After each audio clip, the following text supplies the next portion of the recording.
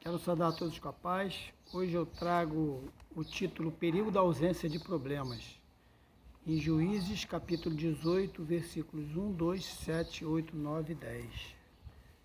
Naqueles dias não havia rei em Israel, e no mesmo dia a tribo dos Danitas buscava para si heranças para habitar, porquanto até aqueles dias, entre as tribos de Israel, não lhe havia caído em herança bastante sorte. E enviaram os filhos de Dan da sua tribo 5 homens dos seus confins, homens valorosos de Zorá e de Estaol, a espiar e rastejar a terra. Eles disseram: ide, rastejai a terra. E vieram à montanha de Efraim, até a casa de Mique, e passaram ali a noite. Então foram aqueles 5 homens e vieram a Laís, e viram que o povo que havia no meio deles estava seguro, conforme o costume dos sidônios, quietos e confiados. Nem havia possessor algum do reino que por coisa alguma envergonhasse alguém naquela terra. Também estavam longe dos sidônios, e não tinham de fazer com ninguém. Então voltaram seus irmãos a Zorá e a Estaol, e seus irmãos lhes disseram: que dizeis vós? E eles disseram: levantai-vos e subamos a eles, porque examinamos a terra, e eis que é muitíssimo boa, pois estareis tranquilos, não sejais preguiçosos, e ides para entrar e possuir esta terra. Quando lá chegardes, vereis um povo confiado e a terra larga de extensão, porque Deus vô-la entregou na mão, lugar em que não há falta de coisa alguma que há na terra. Naturalmente, quando tudo se vai bem, a ausência da preocupação é automática. Foi no caso daquele povo lá, não tinha problema nenhum, eles estavam relaxados, não tinha provavelmente guardas, não tinha segurança, só tinha paz, tranquilidade, então eles praticamente abriram a guarda, né?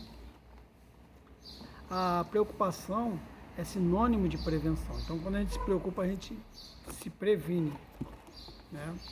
Aí eu coloquei a palavra preocupar, é uma junção de duas palavras, significa pré e ocupar, fazer algo, trabalhar, arrumar uma ocupação, uma ação que resultará na ausência da zona de conforto, né? A forte tendência que temos de relaxar quando há ausência de problemas pode causar possíveis transtornos, pois existem imprevistos, possibilidades e forças contrárias à natureza humana, né? Quando a gente abre a guarda, espiritualmente falando, deixamos brecha, ficamos vulneráveis e estamos sujeitos ao inimigo. Subtende-se que nascemos para esse tipo de comportamento de ausência de problemas ou preocupação. Mas há forças contrárias à paz, união, comunhão e à interação. Quando baixamos a guarda, ativamos essas forças invisíveis. Então, a gente quando relaxa, quando a gente deixa de se preocupar e de se guardar, aí os inimigos começam a se agitar, né? E às vezes essas forças contrárias, elas vêm muitas vezes para a gente também nos fortalecer, nos precaver, se preparar, né?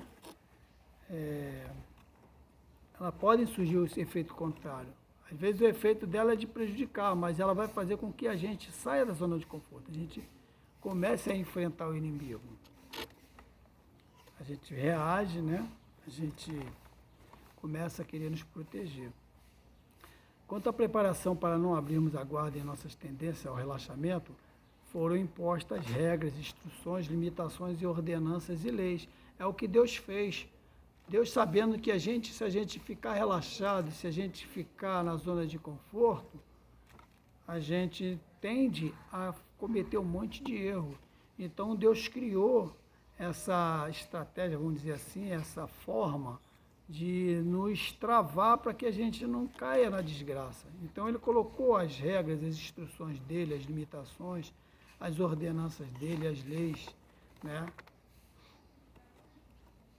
Então, a verdade é que a preocupação, o cuidado e a preocupação nos faz automaticamente respeitar e praticar estas leis impostas, invalidando uma possível pena pela infração, tornando-se meio que desnecessário. Então, se você começa a entender essas leis, você começa a se preocupar e não infringir.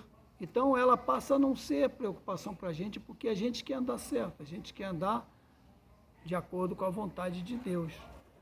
Mas tem outros que terão que viver como escravos das leis, das regras, imposições, que terão que sofrer danos para se alinharem às limitações. Ou melhor, para não sofrer o dano e com temor não infringirão. Então, elas, às vezes, elas sofrem o dano para elas manterem-se na regra. Se não tivesse essa lei, não tivesse essas imposições, elas se arrebentariam. Então, elas sofrem, né? Elas sabem que se elas passarem por aquilo, elas vão sofrer, às vezes, muitas vezes até sofrem para que elas não passem mais. Nesse caso, foi uma coisa boa para ela, né? E tem um outro tipo de pessoa que fica totalmente à margem de tudo isso, das regras, leis, correções, ensinamentos.